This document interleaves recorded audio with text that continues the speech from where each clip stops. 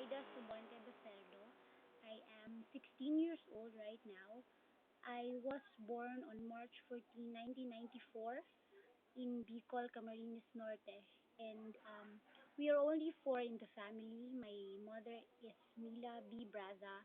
My stepfather is Ramil B. Braza. And I have one brother. His name is Julio Cesar Braza. I graduated from Tanhay City Science High School, and I am now currently studying at Negros Oriental State University. I love to play guitar and I also sing. My hobbies are watching television, reading books, writing stuff, making scrapbooks, texting, surfing on the internet, and also playing guitar. I love to listening to music. My favorite colors are pink, black, and green. My friends call me Lloydie or Lloyd.